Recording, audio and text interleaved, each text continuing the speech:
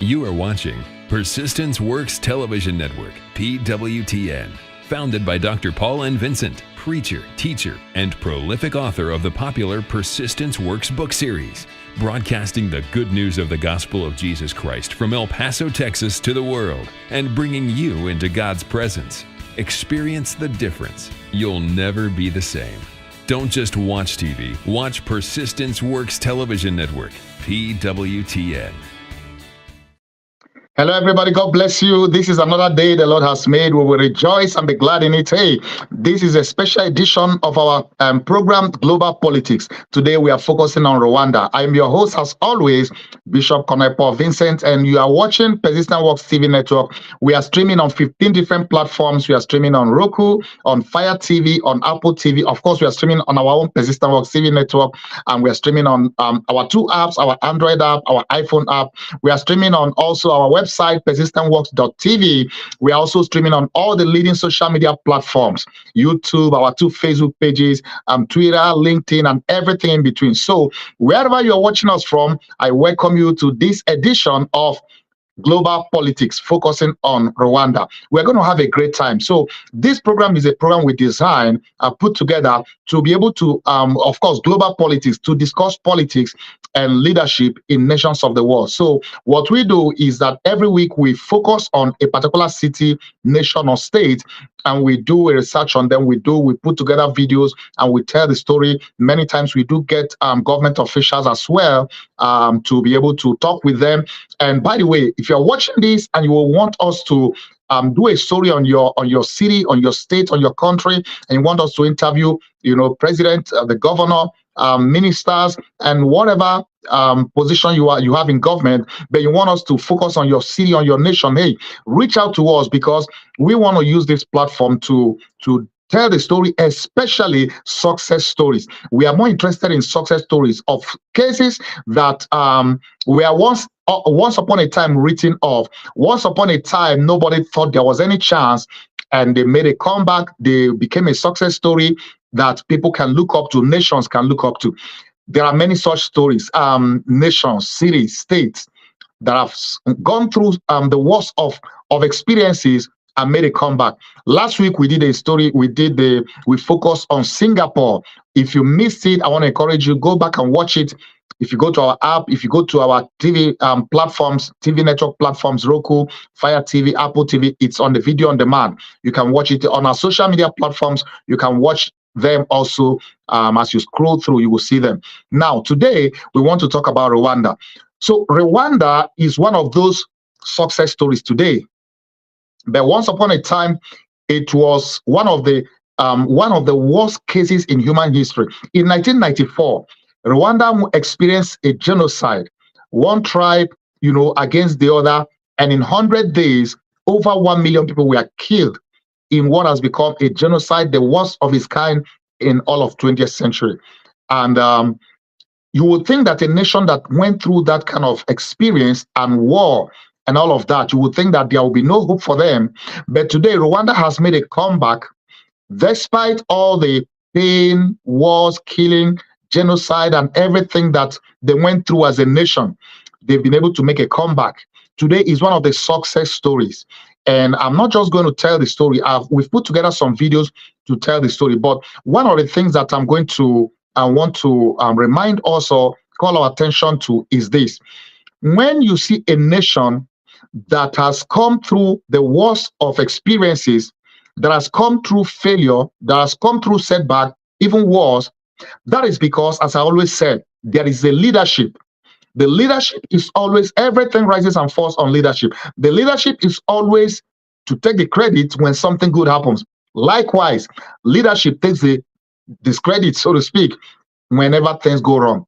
So it does seem as the leadership of Paul Kagame has provided, even though he's one of those leaders that have been there for a long time, and some of us, we wish that leaders would just get out every 4 years or every 5 years or 7 years.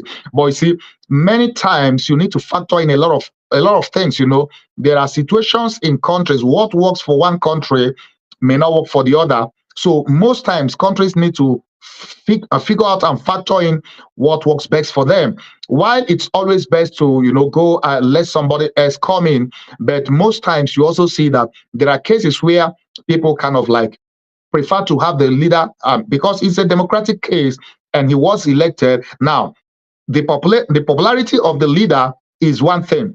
If whether the election is rigged is another thing. But if it's a clear case of the people want the leader because of what is done and the constitution allows it, or there have been whatever changes or so in the constitution to allow for a continuation of in office, that his stay becomes legitimate, then that is what the people want. As one African leader once said, he said, ours is a homegrown democracy. So there isn't any one democracy is not kind of like one style or pattern fits all. Nations often have to figure what works for them. So be that as it may, but the thing is that looking at history, and we are not saying that he's been perfect or everything he's done is right, but given the circumstances in which he even came to power, and also once a military leader, and in fact, he himself went into exile as a kid. His parents took him into exile to Uganda as a kid. And for many years, he even joined the military in Uganda, even rose in the ranks, and yet he's not from Rwanda, he's not from Uganda.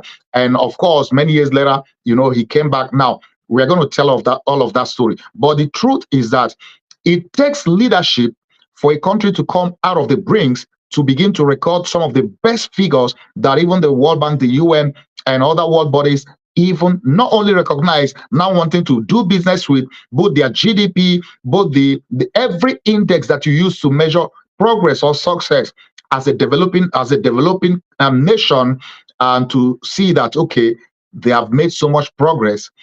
It takes leadership, and that is one of the things we focus on in this program. We want to challenge leaders, especially African countries. Actually, Rwanda has been regarded as one of the best African nations, one of the best success stories so far, which is why we are doing a story on Rwanda. So I'm going to get more into it and talk more about it, but I want to give you a kind of picture, a full picture of what the case was like in Rwanda, what they've been through, what they've come through, and what it is like today. And we'll give you, an objective perspective in these videos we put together. So don't go away. You're watching Persistent Works TV network, and we are streaming on 15 different platforms on our Roku channel, on Fire TV, Apple TV, on our two apps, our Android app, our iPhone app. We're also streaming on our website, persistentworks.tv, and also we are streaming on all the leading social media platforms on Facebook, YouTube, Twitter. So wherever you're watching from, and hey, if you're in Uganda watching this, help us share this, help us get the word out.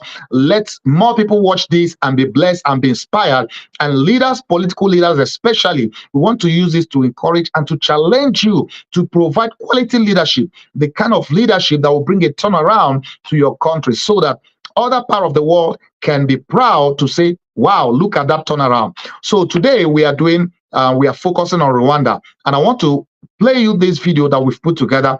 Watch it, and I'll be back for us to continue with this discussion about Rwanda as a nation and what they've accomplished, what they've been through, the worst of cases, including the genocide that saw over 1 million dead, and also what they've become today and what prospects they have as a nation. So don't go away. Watching Persistence Works Television Network, PWTN. In 1994, Rwanda was in the midst of one of the worst genocides in African history. In 100 days, 800,000 Tutsis and moderate Hutu people had perished in a government-planned extermination.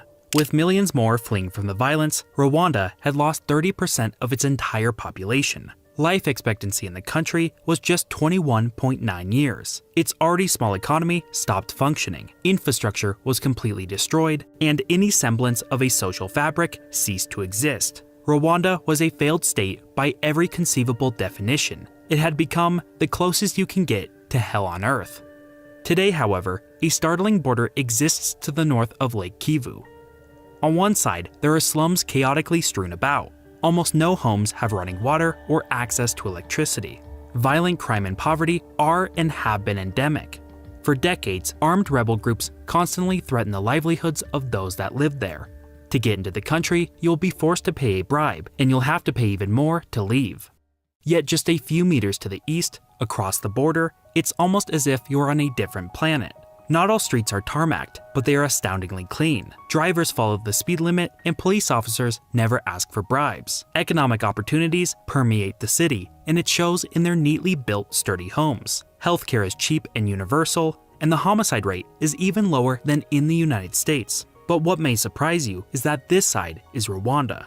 Despite what happened in 1994, despite it lacking substantial natural resources, and despite it being the most land-scarce nation on the continent, what has happened in Rwanda in the last 30 years is nothing short of a miracle. By almost every metric, from life expectancy, infant mortality, GDP per capita, violent crime, poverty rates, educational enrollment, and more have substantially improved, while almost all other nations in the region have stagnated or even worsened. But how has Rwanda become so much better off in such a short period of time? And is Rwanda's ongoing economic miracle just too good to be true? It's speculated that in the 1500s, the Tutsi people migrated from the Horn of Africa. These Tutsi, along with their cattle, which was the primary source of wealth in the region, slowly came to militarily and economically dominate the area. By the 1700s, the Tutsi, who only made up about 15% of the population, had established a highly militarized and centralized kingdom, and the vast percentage of wealth, power, and resources started to accumulate to the minority Tutsi population. Eventually, the kingdom was colonized by first the Germans and then the Belgians after the First World War. Seeing as directly ruling over a colony in the heart of Africa was expensive, the Belgians decided to ally themselves with the existing Tutsi-dominated power structure. The Tutsis would retain their privileged position in society in return for funneling resources from the Hutu to the Belgians. Along with forcing the population to carry identification cards marked Hutu, Tutsi, or Twa, the Belgians had exacerbated the power gap between the groups, and this led to a rapidly growing resentment against the privileged Tutsis. The Hutus, by contrast, were relegated to heavy taxes and forced unpaid labor. Wanting to make the colony more profitable, the Belgians also introduced coffee, which quickly came to dominate the economy and led to even harsher treatment of the Hutus. But this structure didn't last long. Out of fear that the Hutus, with their vastly superior numbers, would eventually rise up in rebellion, the Belgians started a transition toward favoring the majority Hutu. This transition, along with the death and possible assassination of the king and centuries of oppression at the hands of the Tutsi, allowed for a massive rise in anti-Tutsi violence. The first wave of violence came in 1959, in which an estimated 150,000 Tutsis fled Rwanda to neighboring countries. The rise in Hutu power, along with anti-colonial sentiments, culminated in independence in 1962. With Hutus now in control, they reversed the system, now institutionalizing discrimination against the Tutsi, and occasionally carrying out systematic violence against them. Over decades, millions of Tutsi refugees would flee the country. Despite this, Rwanda would experience sustained economic growth due to generous amounts of external aid, favorable trade deals, and most importantly, a large rise in international coffee prices. With this economic growth came rapid population growth. Rwanda was already the most densely populated African nation, and therefore land became ever more scarce, which was a major problem since most of the population only ate what they grew on their individual plots of land. And like most nations that become too reliant on a single export, the plunge in coffee prices in the late 80s sent shockwaves across the Rwandan economy. To make matters even worse, Rwanda's agricultural land was starting to show signs of heavy deterioration due to excess cultivation. If that was not enough, a significant drought occurred in 1988 and 1989. Rwanda had too many mouths to feed, their farmlands had become unproductive, and because of low coffee prices, the government did not have the resources to step in and help. That government, which by now was a totalitarian one-party state that had grown ever more tyrannical, corrupt, and inefficient, started to use the Tutsis as a scapegoat to their mounting issues. One of Paul Kagame's earliest memories was him and his family narrowly escaping death during one of the outbreaks of violence against the Tutsis. They would successfully flee Rwanda, living amongst hundreds of thousands of other refugees in southern Uganda. While there, Kagame rose the ranks of the military, eventually becoming a senior officer before helping to overthrow the Ugandan government in a military coup. He would go on to join and eventually lead the Rwandan Patriotic Front, or RPF, which was a militant global network of Tutsi refugees who had the goal of returning back to their country. The The RPF was a streamlined, highly competent, and experienced fighting force. The deteriorating situation in Rwanda and the sustained human rights abuses against the Tutsis provided the perfect timing to launch their plans. In October 1990, they invaded Rwanda. While initially successful, a prolonged stalemate eventually led to a shaky peace settlement in 1993. This came to an end when a private jet carrying the president of Rwanda was shot down in April 1994. What happened next can only be described as hell on earth. In the years prior, the Rwandan government had secretly been arming militant groups and locating all Tutsi households, during which vicious anti-Tutsi propaganda had been broadcasting with increasing frequency. The government had been planning for an extermination of the Tutsi population, and the downing of the president's plane was the catalyst for it to commence. Over the next 100 days, 800,000 Tutsis and moderate Hutus were murdered. Instantly, Kagame and the RPF resumed their fighting, and the killings did not cease until they captured the capital of Kigali. When the RPF took control of Rwanda, it was hardly a nation. 77% of all Tutsis were gone, the rest were forever traumatized. Millions of Hutus fled in fear the RPF would take revenge. In sum total, Rwanda had lost approximately a third of its entire population. Nearly all infrastructure was destroyed. The economy was barely producing much of anything. On the April 6, 1994, they all woke up to a loud sound, only to discover that the plane which the president was on was shot down.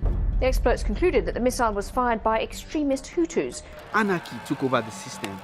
The Hutus were killing the Tutsis. Home of 250,000 people. And in over 100 days, over 1 million people lost their lives right here in Rwanda. I mean, look at this.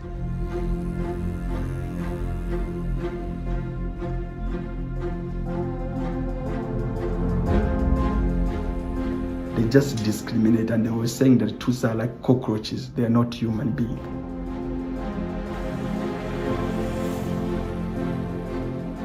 The Belgians used the Tutsis to run the country. Then when they left the power to the Hutus. And of course, the Hutus took revenge on the elite Tutsis for years of repression. This used to be our national ID or identity card. It used to show you your names, where you are coming from, stuff like that. This time we didn't have race. We used to be Rwandans.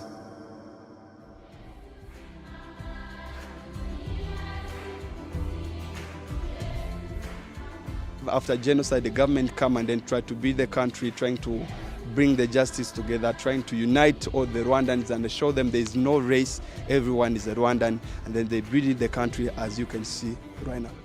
26 years after the genocide, Kigali has worked so hard to reinvent itself. Over 100 hotels, including the big names like the Marriott, the Radisson Blu, and the Hilton, but arguably the best known is the Hotel de Mille Collines. It was at this hotel where over 2,000 people came to seek, refuge because the Hutus kept killing the Tutsis. So a lot of people ran here because it's a French-owned company, so they seek comfort right here in the hotel. So over the years, this hotel has now, become an icon right here in Rwanda. The story inspired the film Hotel Rwanda. 26 years later, this hotel has been rebranded to meet international standards. The government put a heavy focus on infrastructure to spur growth, including the building of road networks to connect the country, constructing large hydropower plants to finally bring electricity to households and industries, and critically, they invested in Kigali Airport. With Rwanda being landlocked, it was crucial that it enhanced its connection to the world through air travel and Rwanda's transportation costs, making exports much more competitive. As a result, and in conjunction with a concerted effort to transform the productivity of the agricultural sector, profits and thus wages have improved for the poorest in the nation, who disproportionately work in agriculture. However, Rwanda has gotten quite lucky in that the price for their most important export, coffee, has substantially increased since 2001. But Rwanda did not want to be reliant on the coffee industry forever. In order to diversify in more profitable markets, Rwanda has made major progress in increasing how attractive it is to foreign investment. Since 1994, tariffs on exports were slashed. taxes reduced, and the process to start a new business or operate in the country has been streamlined. Unnecessary regulations were done away with, and laws regarding enforcing business contracts were strengthened. Rwanda improved its business environment so much that according to the World Bank's Ease of Doing Business Index, Rwanda was the most improved nation in the world, moving from 142nd place in 2008 to 29th in 2019. This ranks it second in Africa and even ahead of more advanced economies like Japan, the Netherlands, and Switzerland. This in turn has spurred a huge rise in foreign investment, from just $8 million in 2005 to $366 million in 2018. This foreign investment, combined with Rwanda becoming much safer, contributed to a substantial increase in growth in all sectors, but specifically in tourism, which today has become the primary source of foreign capital. The revenue generated from tourism has increased from $27 million in 2000 to $635 million in 2019. The service sector, which includes tourism, along with banking, retail, hotels, transportation, communication, and other basic services, has been the fastest growing sector, helping to diversify the economy and bring higher paying jobs.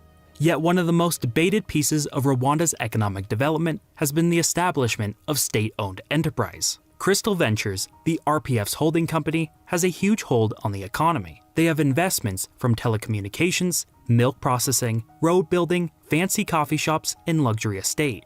Horizon is another large holding company that is controlled by the Ministry of Defense that works in logistics and construction. Proponents argue these companies help to funnel resources into longer-term projects, acting as an icebreaker to markets that the private sector and foreign investors shy away from. This included the successful establishment of a mobile phone network in 1998 that many thought was impossible. However, critics argue these companies get preferential government contracts that prop up loss-making ventures and inefficiencies. But the real problem is the intersection of commercial and political power in finding the right time to allow the private sector to take over. These large conglomerates have been useful in making business where no business was to be found. However, it appears they are increasingly becoming obsolete, economically inefficient, and potentially politically dangerous in the future. Nevertheless, they have been important to Rwanda's development thus far. The focus on increasing human capital, investing in infrastructure, and making Rwanda an attractive destination for foreign capital has resulted in some astounding results. Since 2000, Rwanda has averaged a GDP growth of over 8%, representing a five-fold increase in total economic output, making it one of the fastest-growing economies in the world. The average Rwandan is much healthier, richer, and educated than ever before. The nation is no longer food insecure, and citizens no longer need to worry about violence and crime. But it's not all perfect. Despite its growth, Rwanda is still a poor nation. Rwanda is often referred to as the land on 1,000 hills. It's a landlocked country in East Africa. The western part of the country is dominated by mountains, and the eastern is being defined by forests, savannas, plains, and swamps. Lake Kivu makes up a significant part of Rwanda's western borders. The roads are really small and curvy. Traveling through Rwanda, you would never run out of views. I was stunned on how a country can be this beautiful.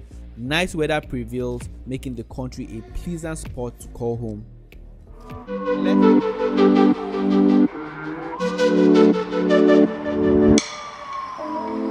Tourism is growing rapidly thanks to the country's natural beauty, endangered animals, and good leadership. The government of Rwanda is investing so much in its tourism sector and creating a massive buzz with its Visit Rwanda campaign. Today, tourism in Rwanda is the largest foreign exchange earner and has generated over 90,000 jobs so far. The Arsenal Football Club partnership is one of the many ways the government of Rwanda is positioning the destination into the hearts and minds of prospective visitors. A deal costing them more than $41.4 million US.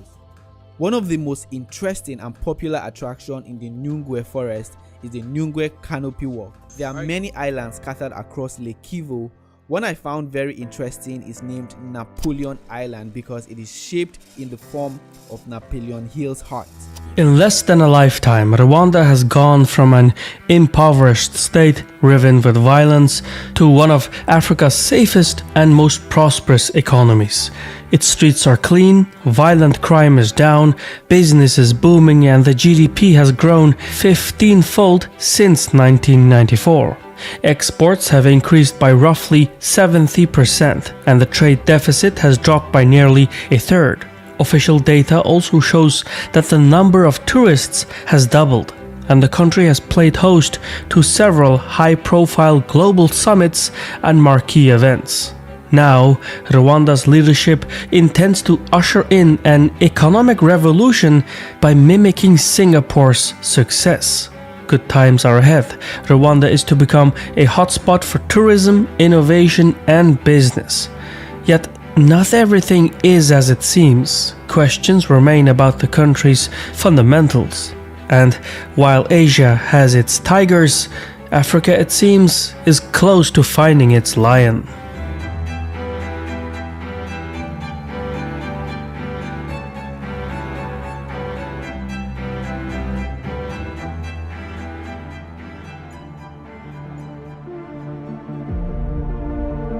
Known as the land of 1,000 hills, Rwanda is a tiny, landlocked state in East Africa, roughly the size of Albania. Wedged between Uganda, Tanzania, Burundi, and the Democratic Republic of Congo, its subtropical highland climate protected it from the ravages of malaria, the tsetse fly, and historically European colonization. Over time, it developed into an agrarian, semi-feudal kingdom where economic and social status centered around cattle ownership. Those with cattle, loosely known as the Tutsi, could lend their draft animals in exchange for service. But those without cattle, known as the Hutu, had to work the land for subsistence. Ergo, the divisions within the Rwandan society were already in place when the Europeans showed up. Belgium, as a result, had no trouble engineering divide and rule. Ethnic Tutsis were integrated into the colonial apparatus.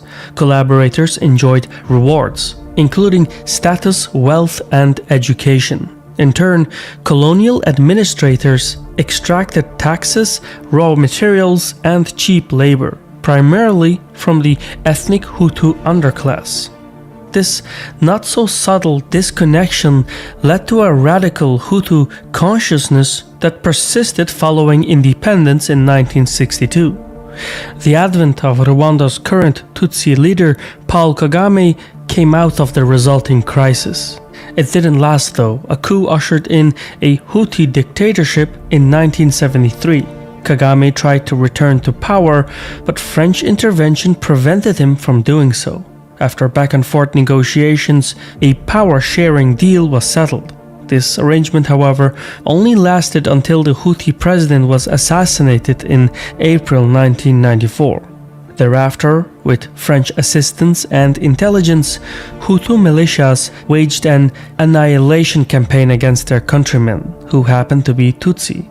In just 3 months, roughly 1/10 of Rwanda's population, mostly with machetes, rifles, and blunt instruments. Kagame was able to stop the onslaught by staging yet another intervention, and after becoming Rwanda's effective leader, he was tasked with rebuilding a shattered nation and repairing ethnic divisions. Yet the path forward was not immediately obvious. Unusually for Africa, Rwanda has scant mineral wealth. Thus, economic reform required extensive planning to move away from agricultural dependence. To this end, in the year 2000, the government established Vision 2020, a 2-decade economic development strategy that sought the effective distribution of scarce resources and the cultivation of favorable investment climate. Chiefly, the plan sought to establish an effective rule of law. This would eliminate graft and corruption, introduce regulatory coherence, and minimize political unpredictability and risk. The policy seemingly paid off. Since 1994, Rwanda has experienced steady economic growth, with its GDP climbing from $753 million to $11 billion, with a comparable rise in per capita figures. Corruption is also remarkably low by African standards, and the homicide rate is half that of the United States. Meanwhile, according to government statistics, nearly 1 million Rwandans have been lifted from poverty. These metrics show incredible progress for a nation just one generation removed from a brutal mass killing. But Rwanda isn't done yet. Kagame's government has big plans ahead. In laying the ideological groundwork for Rwanda's development, officials have drawn extensively from the case of Singapore under the leadership of Lee Kuan Yew. This includes leveraging capital inflows and GDP growth to improve infrastructures, healthcare, education, and utilities. In theory, this generates a feedback loop, drawing in more investment. The economy is also boosted by foreign aid to the tune of $1.3 billion annually, accounting for 2/5 of the country's budget. As such, Rwanda scores well on measures that track business friendliness, including registering businesses and assets, gaining construction permits, access to electricity, contract enforcement, credit availability, and insolvency resolution procedures. In addition to infrastructure and utilities, Kagame wants to steer foreign investments into the technology sector. The plan is to move away from subsistence agriculture and move towards advanced, ecologically sustainable farming to raise export revenue. Other developments are afoot in informatics, communication technologies, artificial intelligence, and data collection. For instance, Rwanda has joined with Japan's space agency to launch meteorological satellites and has used drone technology to deliver blood samples to rural communities. Most important for national prestige, though, is the modernization and expansion of the national carrier, Rwanda Air, a policy that mimics the success of Singapore Airlines. Rwanda's copy and paste policy tends to emphasize looks over substance. But in politics, the image one projects is the image others perceive. For example, the cleanliness and safety of Rwanda's capital, Kigali, has allowed it to draw marquee events like the FIFA Congress and the Commonwealth Summit. These PR events have not only kept Rwanda in the news for positive reasons, but they have also helped to overcome its checkered reputation that is bequeathed by history. But there is more substance than meets the eye.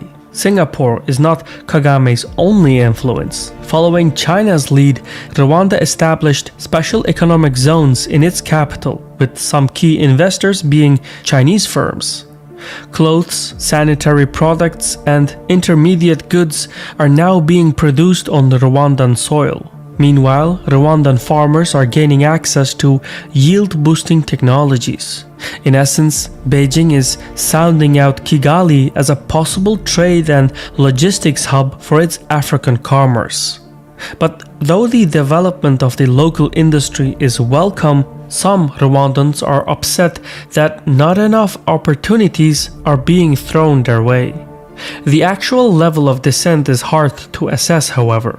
Despite its economic gains, or perhaps as a precondition for them, Rwanda has minimal political opposition. The last election in 2017 showed a 99% approval for the ruling leader. The legislature acts as an effective rubber stamp, and civil liberties are sharply undermined, so much so that the constitution was actually amended in 2015 to allow Kagame to bypass term limits. Still, despite his democratic shortcomings, Kagame has done a remarkable job in improving the country all around. And while his approval rate may not reach the official numbers, it no doubt exists to a substantial degree. And so long as the world wants to be misled, it will find politicians willing to oblige.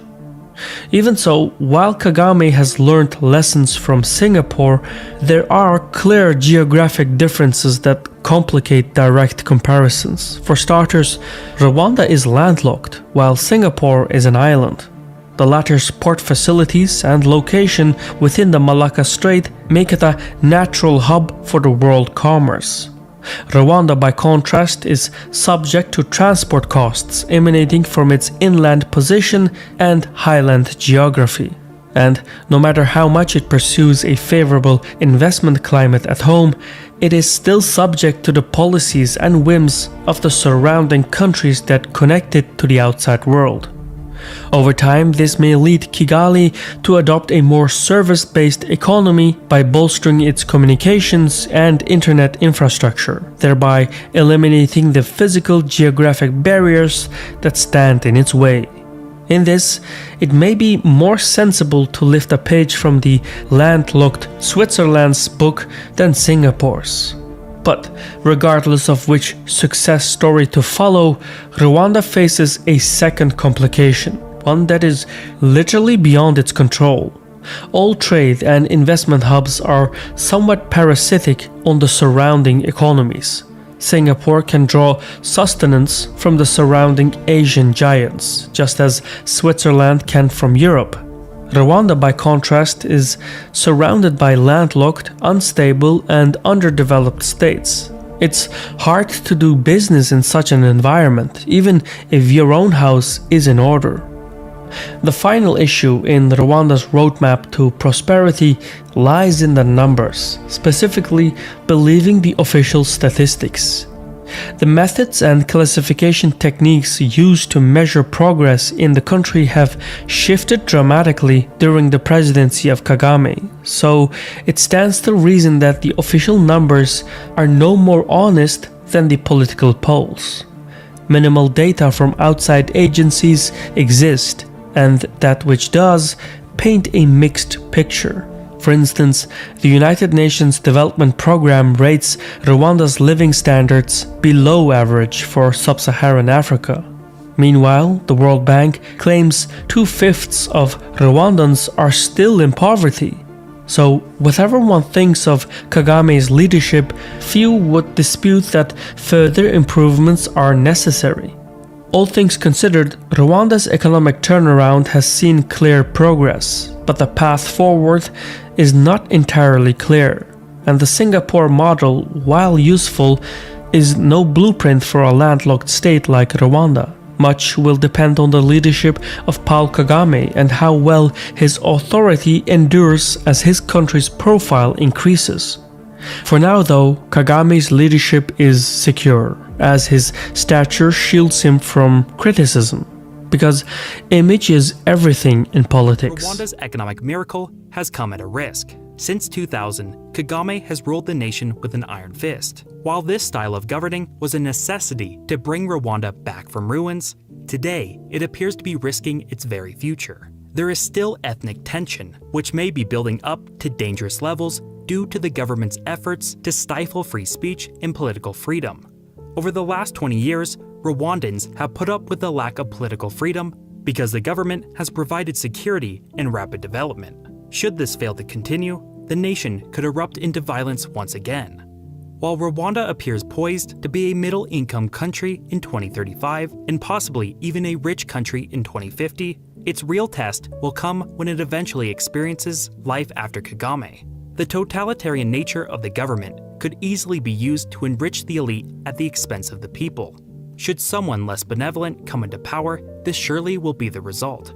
Rwanda's government should seek to pivot toward a style of governance like Botswana, which I have a video on, because democracy will ensure continued political stability. Yet this appears unlikely, because the Tutsis in charge are terrified of relinquishing power. Nevertheless, for the current moment, Rwanda appears to be one of the few African success stories. You are watching Persistence Works Television Network, PWTN. You are watching Global Politics Focus on Rwanda. So I hope you did enjoy and learn a few things a lot of things from the video we put together. You are watching Global Politics Focus on Rwanda here on Persistence Works TV Network. We are streaming on 15 different platforms on our PWTN platform, which is our Persistent Works TV network. We are streaming on Roku, on Fire TV, on Apple TV. We are streaming on our two apps, our Android app, our iPhone app. We are streaming on our website, persistentworks.tv. We are also streaming on our Android app, iPhone app, and all the leading social media platforms. So wherever you're watching us from, especially if you're watching us from Rwanda, I'm hoping that you are enjoying this. Back to our discussion. You see, we put together the video because I wanted to throw light on for those people, especially out there watching this. You have no idea where Rwanda is. You have no idea which nation it is and what they've been through. I would say it takes a miracle to go from genocide, where over 1 million people were slaughtered, were killed in the most brutal, forms, and the nation was torn apart by wars and all of that. To go from there to become one of the leading nations in Africa and, of course, in the world, fastest growing nation, the economy, the GDP, by every metrics you use to measure a successful country, Rwanda have become just that, to the point that it has attracted so much foreign investment, visitors, tourists. Tourists wouldn't go to a place there is no security, there's no, guarantee for safety of lives and properties. So we will say Rwanda has done a great job. The leadership of Paul Kagame has done a great job. And if you remember the story we did on the focus we did on Singapore last week, this is like the African version of Singapore, where, like one of the videos said, even though they had a copy and paste, in copying what the secret of Singapore's success, the principles, the things that made Singapore to be a success, despite the fact that they had no resources, I think they did a good job in doing that. But one thing, like one of the videos said, one thing about difference between Singapore and Rwanda, Rwanda is a country on an island. I mean, it's an island, so they have the advantage of being right by the curve of the major transit where shipping around the world, they are right strategically positioned where they can make a living off having a shipping port and all of that. And that has worked to the advantage. On the other hand, Rwanda is a landlocked country. So all the nations surrounding it, in most cases, have been unstable.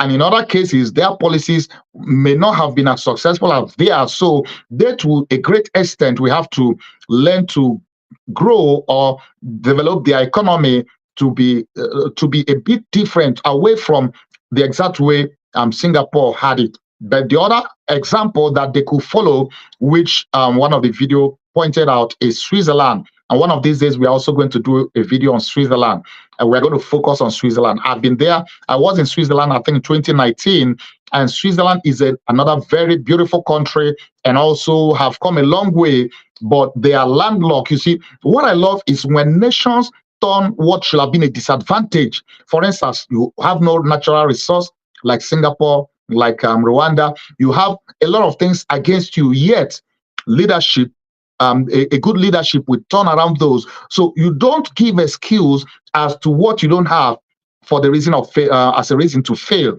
When you see the disadvantages, what you don't have as a nation, as a city, as a state, you look at what you could make out of what your current situation, and you make the most of it. So leadership, which is why I keep saying that everything boils down to leadership. You have the right leadership, it picks a country that has no resource, that has nothing to write home about, even its people may be down, written out by everybody, yet turn it around in a couple of years. But without the right leadership, even though you have the best of natural resources, like many countries with some great natural resources have been so plagued by, failures, economic failures, and violence, and all kind of issues because of leadership. And many times also, those leadership have to be selfless. They have to consider what is best for the country. When you're putting in place policies as a leader, as government officials, as politicians, you see, and I don't always like to call politicians leaders because many politicians are not just leaders. But in case where a politician is a leader, now leaders always want to put in place policies that will be best for their people, that will benefit the nation, not their own interests. But many times we see a case where many developing countries, especially in Africa, many of their leaders always factor in what benefits them and their cronies and their friends, and whatever policy they put in place, whatever they try to do, the nation's interest is always at the backyard. It's not on the forefront. But a good leader will factor in what works best for your nation. What is it? What policy do I put in place, or do we put in place that will help this nation move forward? Like I talk about visionary leadership, and the story of Rwanda is a case of visionary leadership. Why? How do you move a country from surviving genocide, surviving war, and be able to 20 years down the road make it a destination where everybody around the world wants to visit? How is that possible? Visionary leadership. Because when the leadership is visionary, you are able to plan, project, strategically plan and project, and have the political will to execute the plan on paper. Many African countries, often the problem is not just to plan. And I know some cases and some African countries, I wouldn't want to mention names, but I know some African countries, they are good on the paper, on the policy, they plan it. You look at it, you say, wow, this is great. But check 10, 20, 25 years later, there was no political will to implement what's on paper. There are many things that they have on paper in those nations, yet they didn't have the political will to execute, to implement it. Why? Because somebody in power feels, oh, this won't favor me, or this won't favor my tribe, or this won't favor my people. And so, they only want to do what favors them while they are in office, or maybe they are thinking about the next election. Oh, if I put this in place, this policy in place, I may not win the next election. It won't favor me in the next election. And they want to just, recycle themselves, return back to power. But one of the best ways to leave a legacy is what you do in office that benefits the state, the people, the masses, not just for your own interest. Because legacy, history will be kind to leaders who, even with all the imperfections, you could see that they have put in place policies, they have led, they have provided visionary leadership and moved the nation to enviable height. And I believe the leadership of Paul Kagame, with all the whatever flaws, whatever mistake you may think he has made, and I'm not a fan of many African leaders, especially when you talk of sit-tight leaders who maybe wants to remain there forever.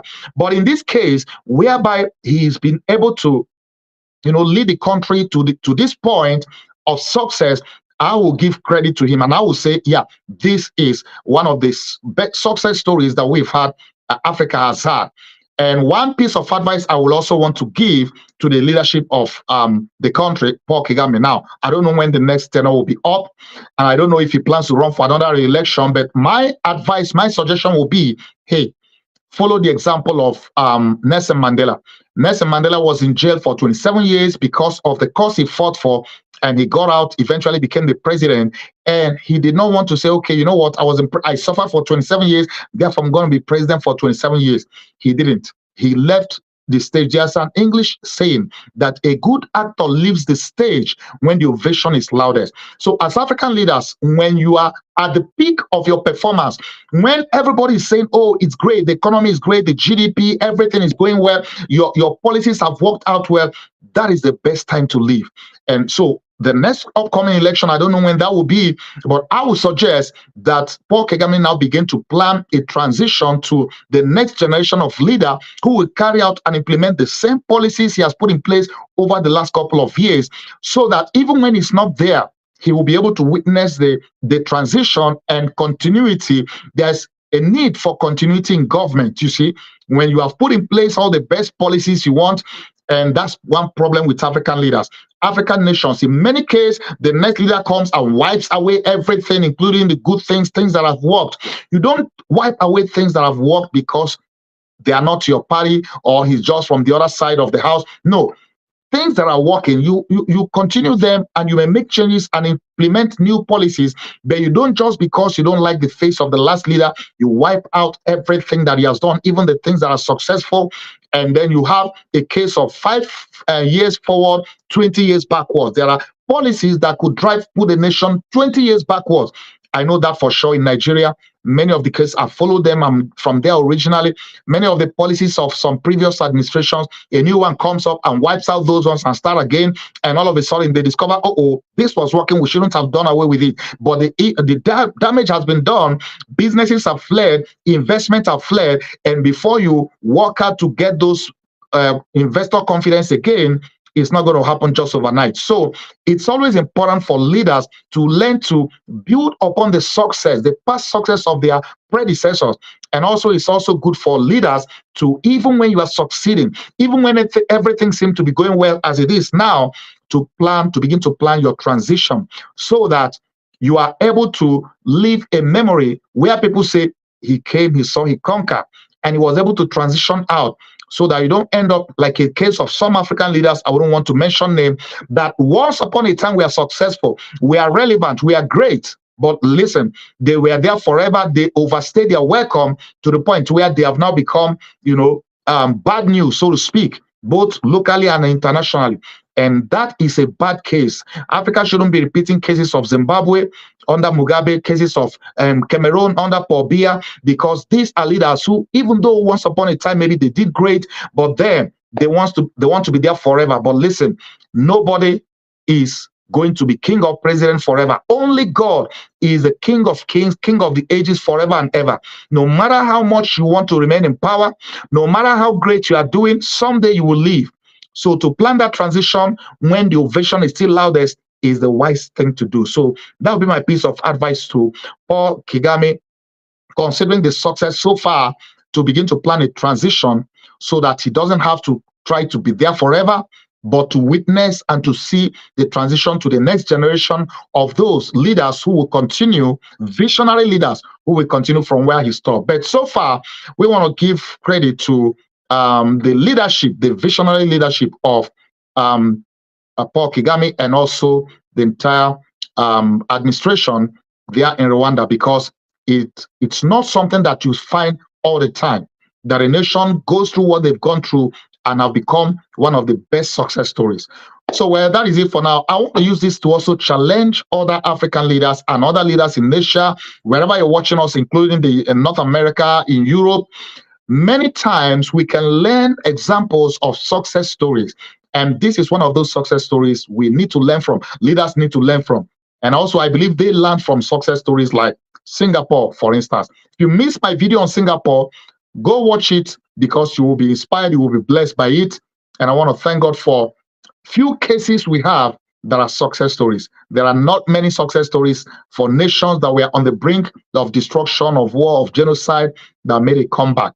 So, well, if you are also a politician, a government leader, maybe a president of a nation, governor, mayor, whatever it is, senator, congressman, and you want us to do a video on a story on your city, maybe to interview you, hey, reach out to us. This program, Global Politics, focus on whatever nation or city we focus on. The aim is to do a story on cities and nations and get to interview, and hopefully we are going to soon get an official from the Rwanda government to get to interview them, very soon.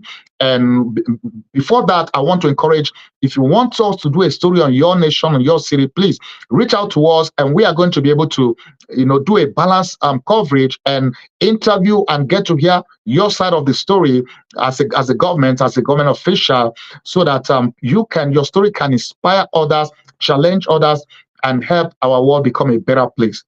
Well, thank you so much for your time. That's all for today. And if you're watching us, please help me share this video, especially if you're watching us on social media. Help us share this video. Let it be a blessing to others. Let it be an inspiration. If you know leaders that need to watch this, please help share this. Encourage them to watch this. Global Politics comes to you on Persistent Works TV network every Wednesday, 10 p.m., 2 p.m. Our Mountain Time, which is 4 p.m. The New York time, and also about 10 p.m.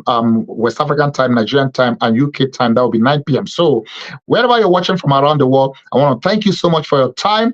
And we'll be coming your way again next week with another edition of another interesting country we want to explore. We want to look at the secret of their success, their challenges, and also to interview and talk with the government officials.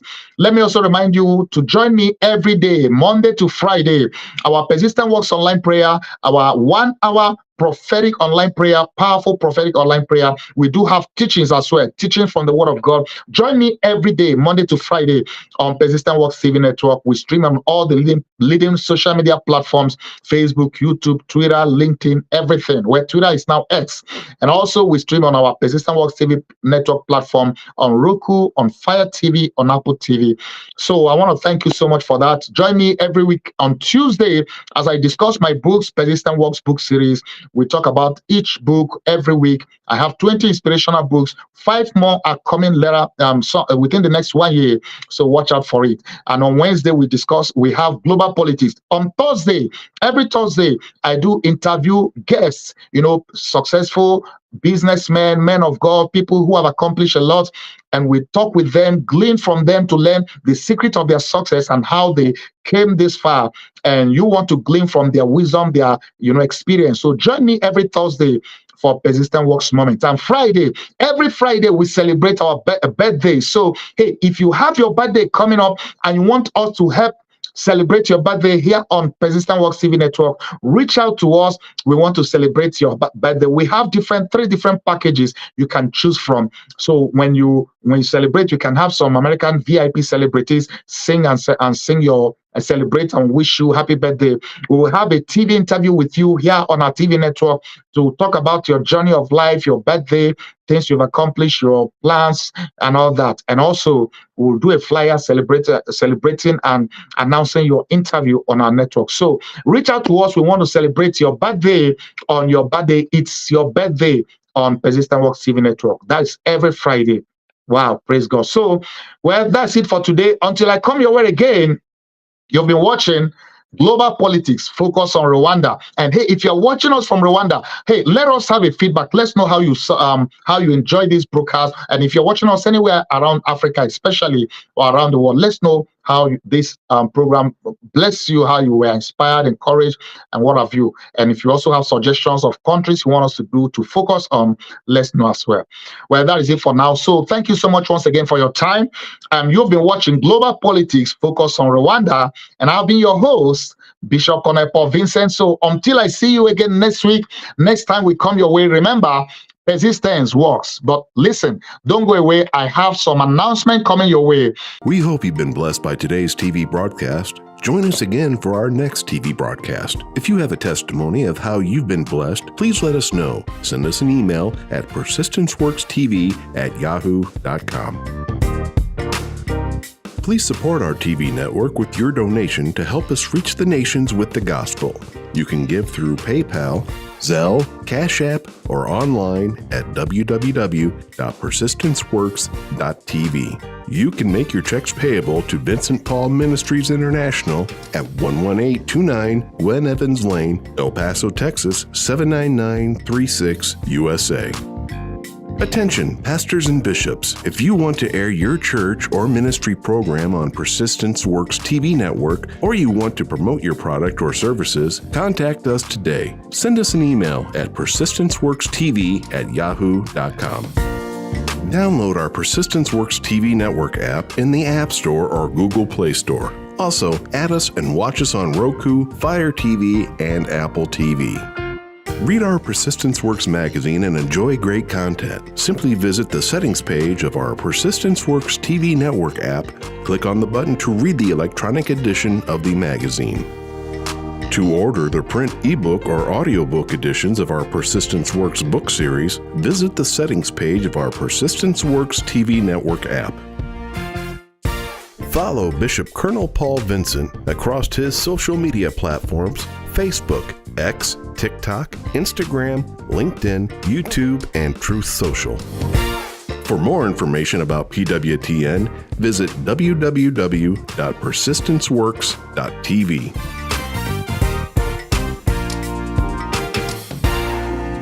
Inspiration and motivation to reach your dreams in life? Are you trying to overcome discouragement? Do you desire a deeper spiritual walk with God? Do you question your destiny? Then the Persistence Works book series by the prolific author and international speaker Dr. Vincent N. Paul is written for you and is now available in paperback, audiobook, and ebook. Order today by calling 866-909-2665 or go online, persistenceworks.com. If you need that salvation, if you need that forgiveness, you can receive it tonight. Shout hallelujah! The anointing breaks the yoke.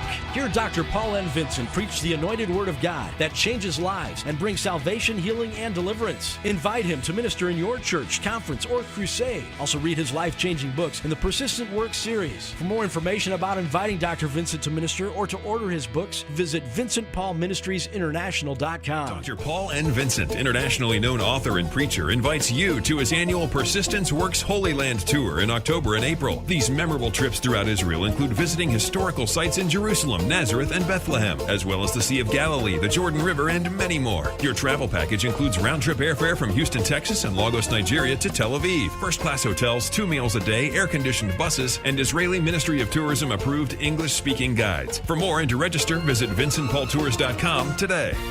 For more information about PWTN, visit